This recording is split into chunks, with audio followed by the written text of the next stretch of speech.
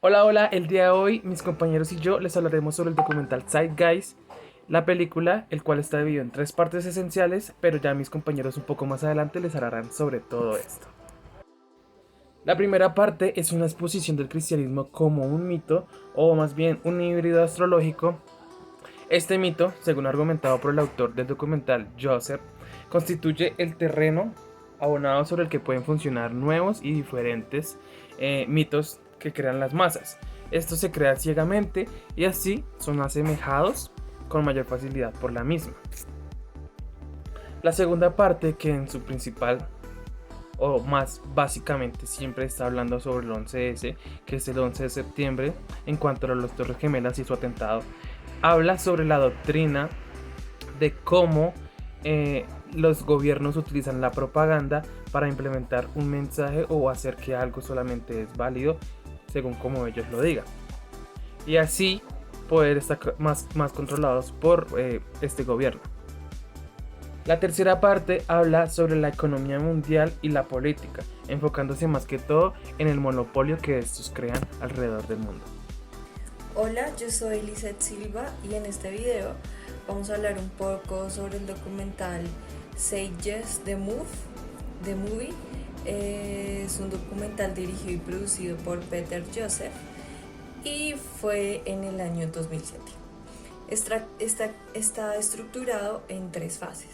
La primera va a hablar sobre el cristianismo, acerca de Jesús y de la creación de Dios como un mito.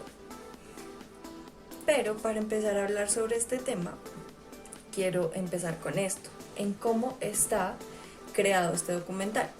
Este documental está totalmente en voz en off, pero está acompañado de imágenes que apoyan a esa voz. Realmente estas imágenes lo que hacen es materializar el texto. Lo que se escucha es lo que se ve, algo así. Acompañan completamente lo que dice la voz. Pero además de que esta voz está acompañada con imágenes, también está acompañada por una música especial en ciertos momentos, que a veces puede relajar o tensionar al espectador. Esto con el fin de que el espectador se sienta emocionalmente atraído o siente emociones que la persona quería sugerir, como la tensión, como sentirse un poco más bien relajado, como entrar en un tema de descubrimiento, de reto, que es lo que habla este video. La verdad siento que no es necesario de pronto ver a una persona a la cara, o sea, verlo por medio de este documental, para entender cuál es el tono de voz que está sugiriendo o el tipo de comunicación que quiere dar. Por eso está acompañada de estas imágenes y de la música, que sugieren completamente el tono en el que la persona habla. Es algo más o menos como un descubrimiento, como si te estuvieran quitando una venda de los ojos o explicándote un tema que para todos es normal o común, pero esta vez como si fuera algo que no existiera sustentado en otras historias. Estas historias hablan sobre una cantidad de salvadores o personas influyentes en diferentes partes del mundo que hicieron muchos milagros, que también eran llamados Rey de Reyes y Hijo de Dios, Rey Supremo, y que todos murieron pero resucitaron al tercer día. Resulta que la persona más importante o la protagonista de la historia es lo que conocemos como Dios y su Hijo Jesús. Pero el reto está en que es un mito, ya que existen las mismas personas en Grecia, en la India, que hicieron lo mismo. Pero acá es donde quiero entrar a hablar sobre el contexto y la significación. ¿Por qué? En Colombia se sabe que somos un país católico en su mayoría. Se declara un país laico, pero en su mayoría está dirigido por la Iglesia Católica. La Iglesia Católica sigue a Dios y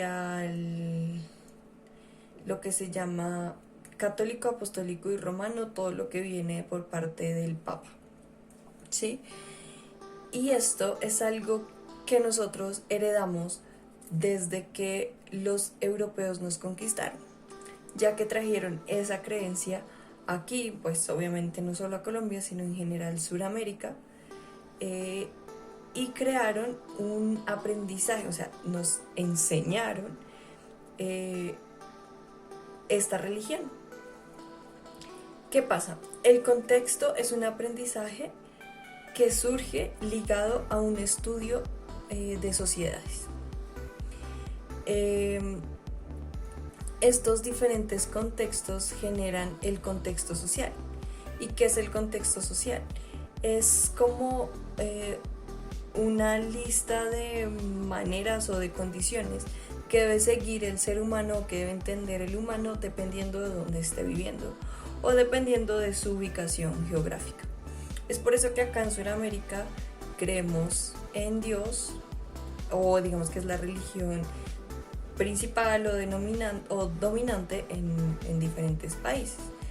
Sin embargo, nos vamos a, no sé, al occidente, como en China, Japón, absolutamente no creen en Dios. No es su religión predominante, es una religión con otras personas a las que creen, otros dioses, o tal vez no creen, pero que fueron inscritas en su vida, o sea, que fueron puestas en su vida también por un tema de herencia, desde más arriba, desde más atrás en su descendencia, que fueron enseñados donde no se les enseñó que era Jesús, sino que era otra persona. Por eso también hablamos, digamos, en Grecia se creía en diferentes dioses, en la India siguen a otros dioses, de los cuales fueron enseñados, que si se vinieran a esta cultura para nosotros sería algo contradictorio o algo diferente o algo de lo que no conocemos, precisamente por eso, porque nuestra cultura no fue enseñada ni dirigida, ni las personas a nuestro alrededor crearon, fuimos enseñadas con ese tema. Si yo fuera con mi cultura como católica, que en estos momentos lo soy, a otro país o me hablara con una persona que no conoce de Dios, estaríamos interactuando como una experiencia, estaríamos creando una experiencia compartida. Esto todo se hace a través del lenguaje, donde yo le cuento a él cómo es mi Dios y él me cuenta cómo es mi Dios. Pero, como lo dije anteriormente, son condiciones completamente divididas por nuestro lugar geográfico de ubicación. Ahora, esto es hablando de temas como tal de Latinoamérica, pero cada país también tiene su grupo cultural. Si hablamos de Colombia, hay diferentes regiones en Colombia que tienen su propia cultura, que tienen su propia manera de ser. Si hablamos de los costeños, tienen su manera de ser, su manera de hablar, hablan completamente diferente a las personas que viven en Bogotá. Si nos vamos al Meta, sabemos que son los llaneros, que es una cultura de agricultura, de animales, de vacas, de donde viene la carne, sobre todo es lo que se conoce. Si nos vamos al sur de Colombia, que estamos hablando de Nariño, que es un lugar muy alto y por la altura es un lugar frío, donde las personas tienden a ser morenitas y con ruanas, así se visten. Eso hace parte de grupos culturales de diferentes en cada país. Pero también dentro de cada país y en cada ciudad hay diferentes grupos culturales, como en Bogotá. Bueno, Pero en Bogotá también existen diferentes culturas urbanas, eh, como que están divididas de acuerdo a su ubicación en el barrio, las condiciones del transporte o sus también creencias en diferentes cosas. Esto es lo que es significación y contexto. Y bueno, para continuar hablando de nuestro tema principal que encontramos en el documental, y el cual es el mito, en esta segunda parte, este tema se introduce a unos hechos atroces. Básicamente estos hechos atroces ocurrieron en un lugar y en una fecha en específico. La fecha fue el 9 de septiembre del 2001 y el lugar los Estados Unidos de Norteamérica. Estos hechos atroces, recordémoslo, recapitulando, sabemos que fueron ataques masivos básicamente a las Torres Gemelas, al Pentágono y la caída de algunos edificios misteriosamente. Estos hechos atroces fueron calificados y presentados al público norteamericano como actos terroristas, pero en realidad fueron esto. Básicamente el objetivo del gobierno al presentar estos hechos al pueblo era, a través de la propaganda, crear ese miedo, infundir el terror.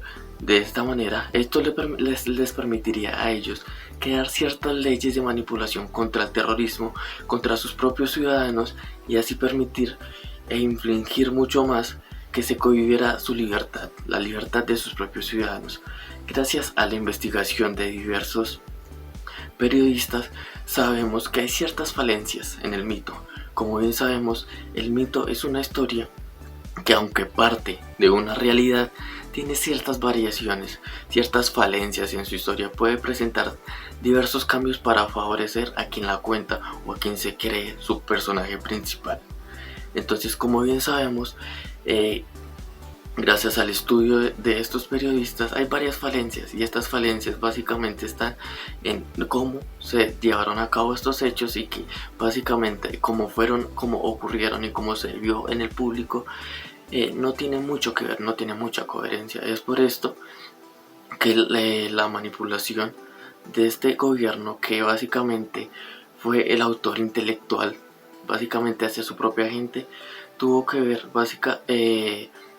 directamente con una ley y básicamente con la represión de la libertad en su pueblo. Básicamente esto se dio a través de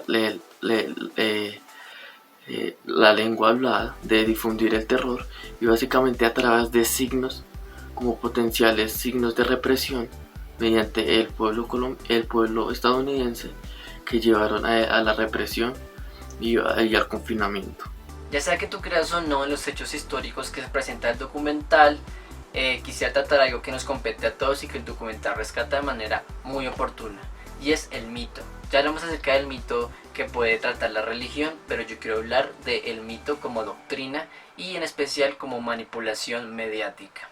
Para esto nos tenemos que acercar a los rasgos culturales de la antropología de la comunicación, ya que nos propone que el contexto cultural establece la manera en que los individuos interactuamos y por ende nos comunicamos. Propone también que la repetición permite una fijación en los hábitos de las personas. Estos rituales sociales perduran y perduran como mito. Entonces la repetición es algo fundamental en la interacción como ritual y como hábito. Y los medios de comunicación es una característica que tienen muy presente, ya que todo el tiempo nos están repitiendo conceptos que se convierten en hábito. Por ejemplo, todos hemos visto en los medios de comunicación palabras como miedo, terrorismo, castrochavismo, y hay un montón de ejemplos. Estas repeticiones con el paso del tiempo se convierten en hábitos, y además de eso se convierte en un hábito que crea un mito del miedo. Un mito de miedo que manipula las decisiones culturales de interacción de una sociedad o un gobierno. En el documental vimos el concepto de falsa bandera, y es como los intereses de unos pocos, ya sea gobiernos, entidades económicas, religiosas, manipulan el medio. Hay un filósofo que estudia la comunicación que se llama Marshall McLuhan. A él afirma que el medio es el mensaje.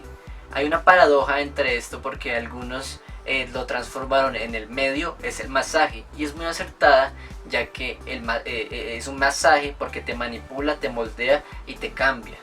Y es cierto, los medios te cambian para poner sus posturas y sus pensamientos de acuerdo a sus intereses, intereses que, como en el documental pudimos ver, son económicos, son políticos o son religiosos. Para concluir, no podemos decir que la realidad es una sola cosa o que solamente existe una.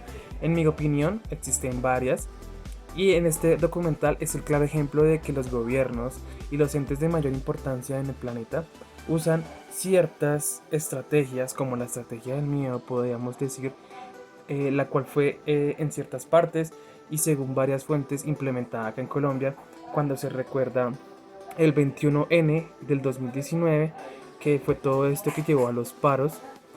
Si bien recuerdan, al final de este paro, el 21 de noviembre, se creó un susto o un terror en todo el país, del cual estaban personas ajenas al hogar metiendo y abandonando, abordando a las personas sin ninguna justificación, o el hecho de que estaban muriendo varias personas.